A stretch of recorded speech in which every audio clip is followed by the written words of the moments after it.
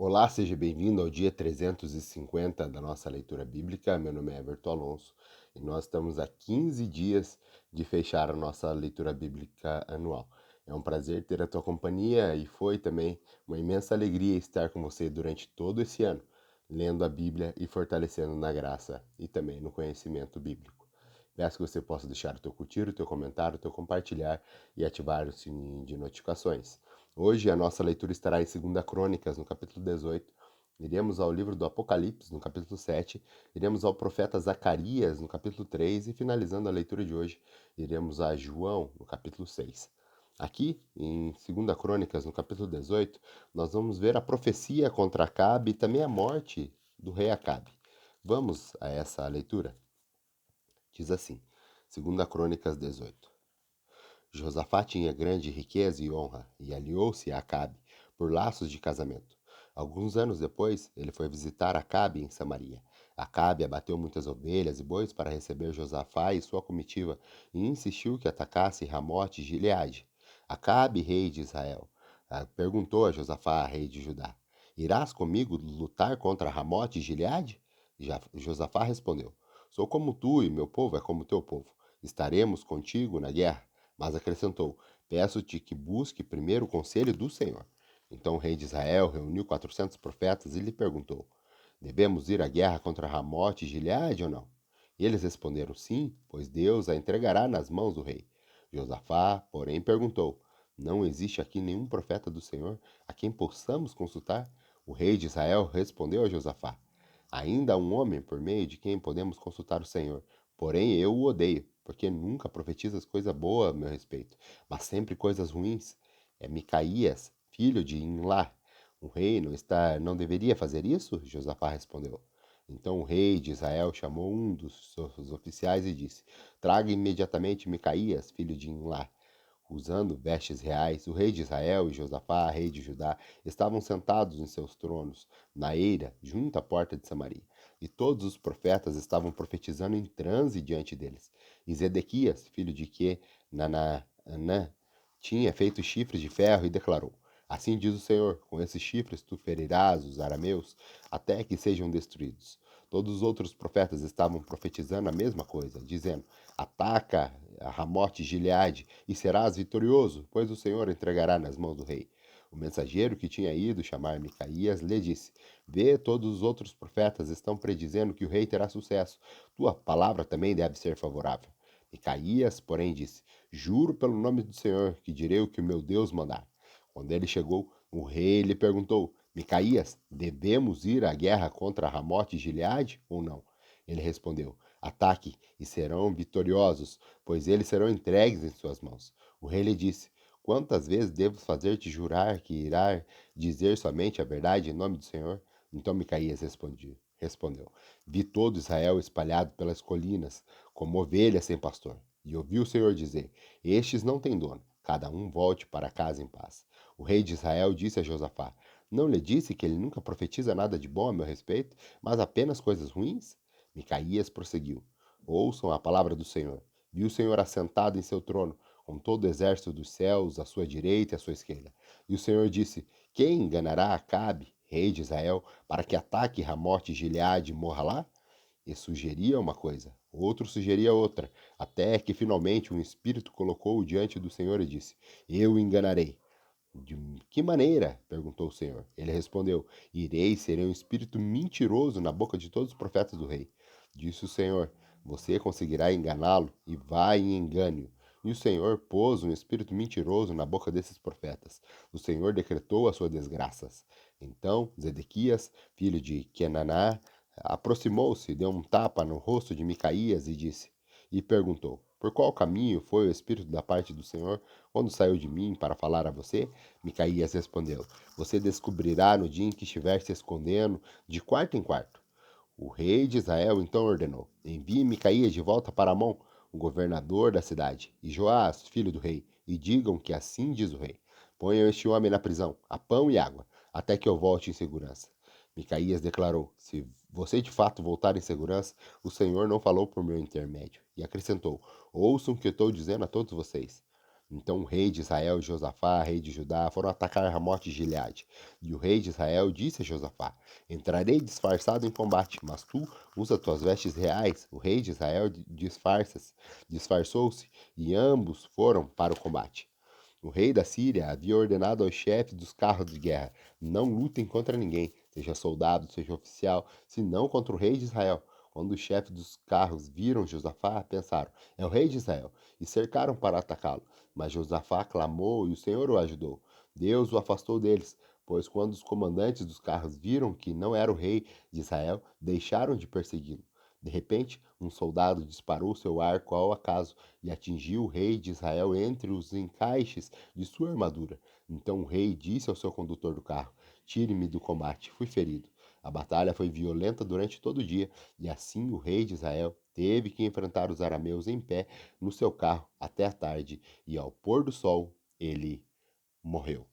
Vamos agora ao Novo Testamento. No Novo Testamento, hoje, nós vamos lá para o livro do Apocalipse, no capítulo 7. Aqui no Apocalipse, no capítulo 7, ele vai falar dos 144 mil selados. Ele também vai falar sobre a grande multidão com vestes brancas.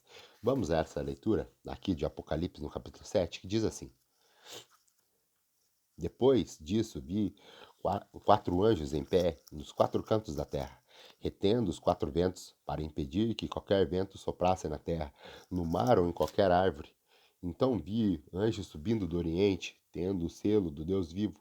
Ele bradou em voz alta aos quatro anjos, a quem havia sido dado poder para danificar a terra e o mar: Não danifique nem a terra nem o mar, nem as árvores, até que selemos a testa dos servos do nosso Deus. Então ouvi o número dos que foram selados: 144 mil, de todas as tribos de Israel.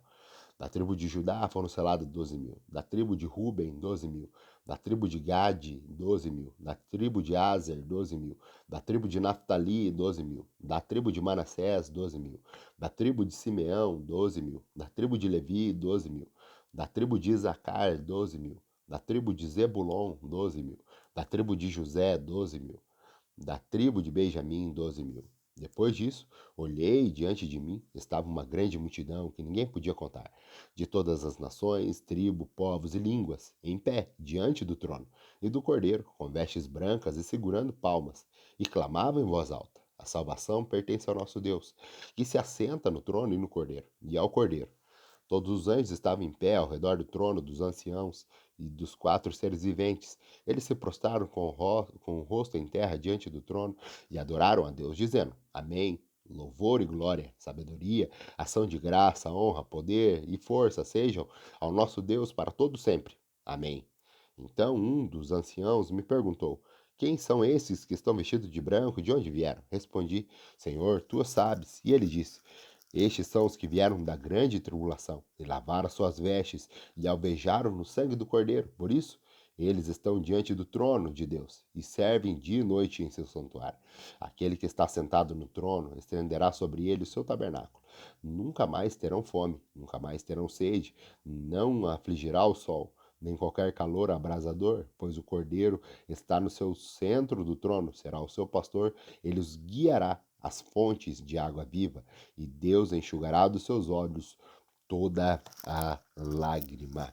Vamos agora ao profeta Zacarias. Aqui no profeta Zacarias, hoje nós faremos,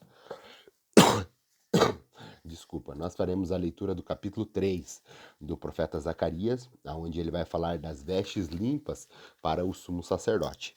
Vamos a essa leitura, encontrar essa leitura das vestes limpas para o sumo sacerdote? Diz assim, profeta Zacarias, capítulo 3. Depois disso, ele me mostrou o sumo sacerdote Josué, diante do anjo do Senhor, e Satanás à sua direita para acusá-lo. O anjo do Senhor disse a Satanás: O Senhor o repreenda, Satanás. O Senhor que escolheu Jerusalém o repreenda. Este homem não parece um tição tirado do fogo? Ora, Josué, vestido de roupas impuras, estava de pé diante do anjo. O anjo disse aos que estavam diante dele: Tirem as roupas impuras dele. Depois disse a Josué: Veja, eu tirei de você o seu pecado e coloquei vestes nobres sobre você. Disse também: Coloque um turbante limpo na sua cabeça. Colocaram o turbante nele e o vestiram, enquanto o anjo do Senhor observava.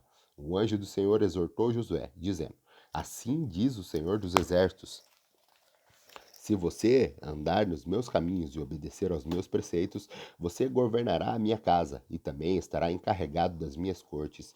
E eu lhe darei um lugar entre estes que estão aí. Ouçam bem. Sumo sacerdote Josué e seus companheiros, sentados diante de você, homens que simbolizam coisas que virão.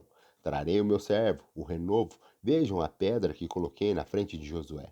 Ela tem 7 pares de olhos e eu gravarei nela uma inscrição, declara o Senhor dos Exércitos, e removerei o pecado dessa terra num único dia. Naquele dia, declara o Senhor dos Exércitos, cada um de vocês convidará o seu próximo para assentar-se debaixo da sua videira e debaixo da sua figueira. Vamos agora na nossa última leitura de hoje, que está lá no livro do Evangelho de João, no capítulo 6, onde nós vamos encontrar a primeira multiplicação dos pães, nós vamos encontrar Jesus andando sobre as águas, nós vamos encontrar Jesus sendo o pão da vida.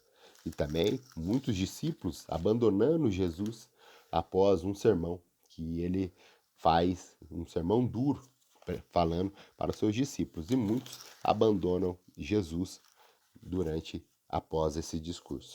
Vamos a essa leitura? Diz assim: João capítulo 6. Algum tempo depois, Jesus partiu para outra margem da Galiléia. Abre parênteses. Ou seja, do lado do mar Tiberíades, fecha parênteses. E grande multidão continuava a segui-lo, porque vira os sinais milagrosos que ele tinha realizado nos doentes. Então Jesus subiu ao monte e sentou-se com seus discípulos. Estava próximo à festa judaica da Páscoa.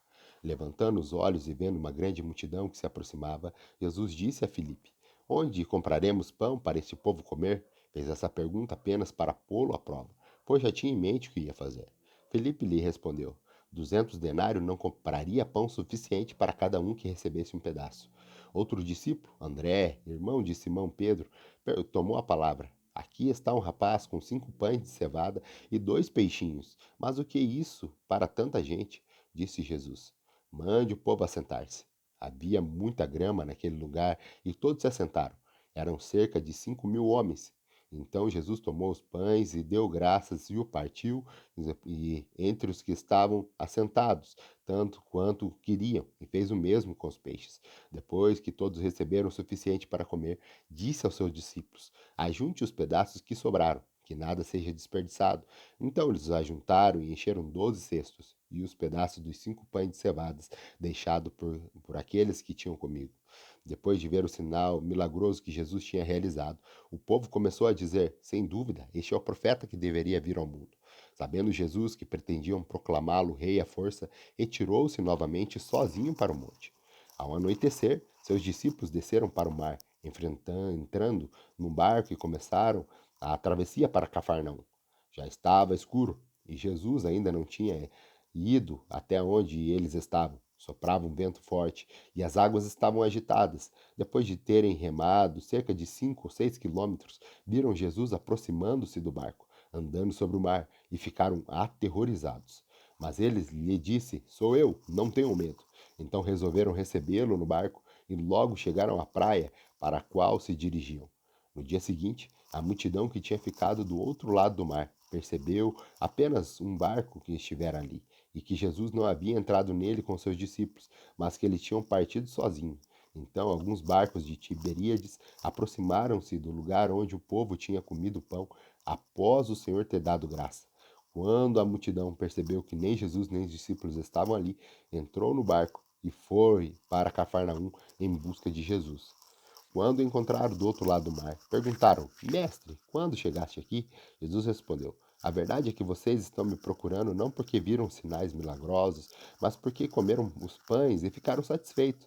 Não trabalhem pela comida que se estraga, mas pela comida que permanece para a vida eterna, a qual o Filho do Homem lhes dará. Deus, o Pai, nele colocou o seu selo de aprovação. Então lhe perguntaram: o que precisamos fazer para realizar as obras que Deus requer?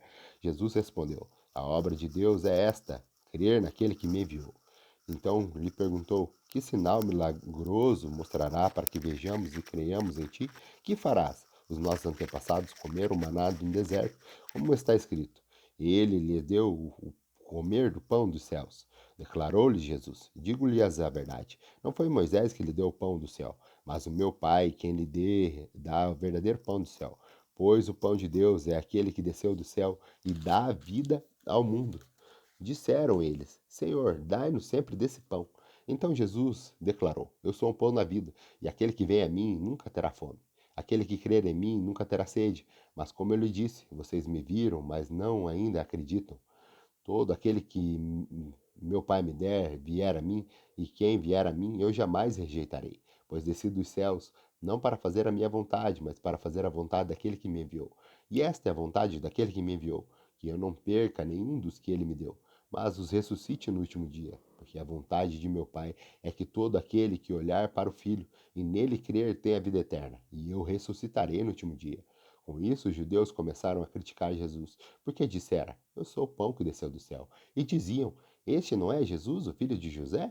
Não conhecemos seu pai e sua mãe? Como ele pode dizer: Desci do céu? Respondeu Jesus: Parem de me criticar. Ninguém pode vir a mim se o Pai que me enviou não o atrair. Eu ressuscitarei no último dia. Está escrito nos profetas: Todos serão ensinados por Deus. Todos os que ouvem o Pai e dele aprendem vem a mim. Ninguém viu o Pai a não ser aquele que vem de Deus. Somente ele viu o Pai. Asseguro-lhes que aquele que crê tem a vida eterna. Eu sou o pão da vida, e os seus antepassados comeram maná no deserto, mas morreram.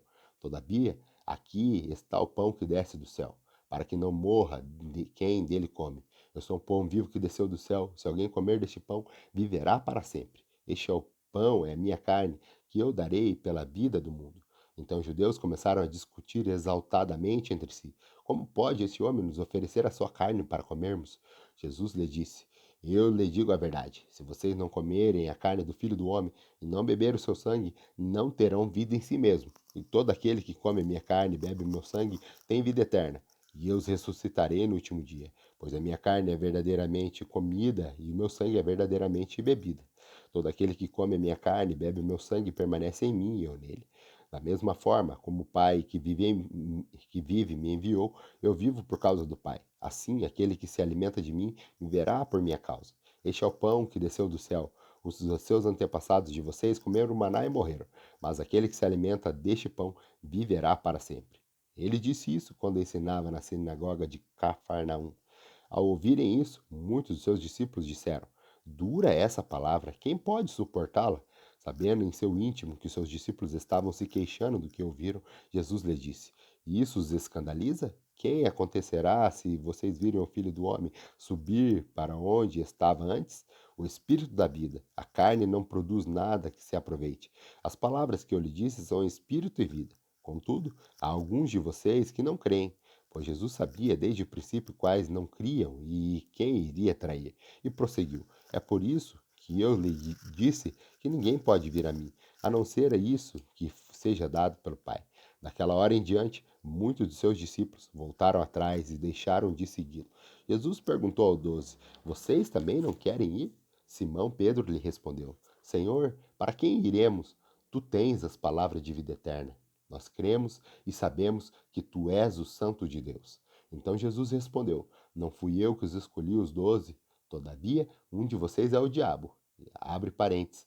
Ele se referia a Judas, filho de Simão Iscariotes, que, embora fosse um dos 12, mais tarde haveria de traí-lo. Fecha parênteses.